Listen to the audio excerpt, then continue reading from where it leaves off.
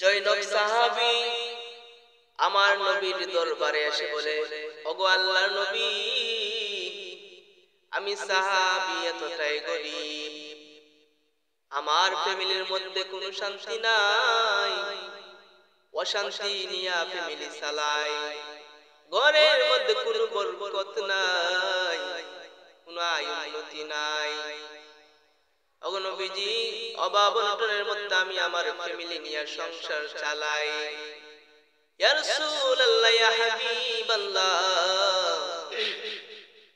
কি করলে আমার ঘরের মধ্যে শান্তি আসবে, রহমত আসবে, টাকা পয়সা ভরপুর হবে? আল্লাহর নবীকে যখন এই কথাটা বলে, আল্লাহর নবী বলেন, ও সাহাবী, আমি নবী তোমাকে এমন একটা আমল শিখাইয়া দিব, যে আমল যদি তুমি করতে পারো, আল্লাহ রাব্বুল আলামিন ওই আমলের বিনিময়ে তোমার ঘরের মধ্যে অসংখ্য টাকা দিবেন, ঘরের মধ্যে রহমত হবে, শান্তি আসবে, অভাব অনটন দূর হবে। সাহাবী বলেন, ইয়া রাসূলুল্লাহ, ইয়া হাবিবাল্লাহ, আপনি জানায়া দেন কোন আমল করলে আমি আমার অভাব অনটন দূর হবে, সংসার শান্তি হবে, টাকা পয়সার মধ্যে রহমত বরকত আসবে। আল্লাহর নবী বলেন, ও সাহাবী শুনো, তুমি যদি সূরাতুল ইখলাস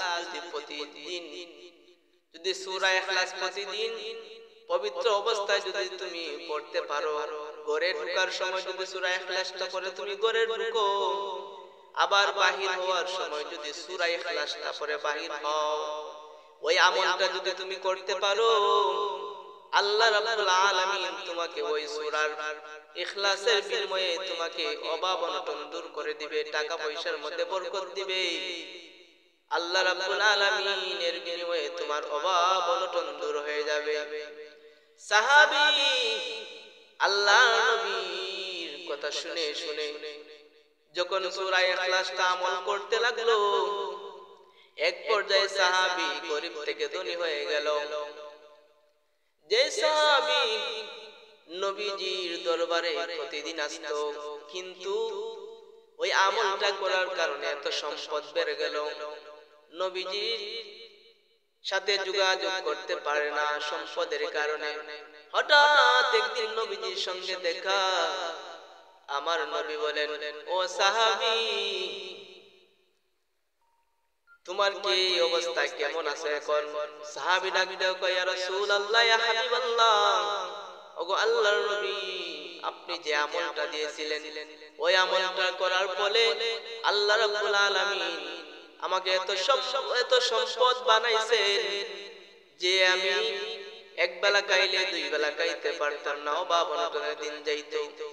আপনি যে আমলটা দিবেন, ওই আমল করার কারণে আল্লাহ রাব্বুল আলামিন এত সম্পদ দিবেন যে সম্পদ আমি নিজে খাই এবং অন্যকে বিলিয়ে দেই। বলেন না সুবহানাল্লাহ।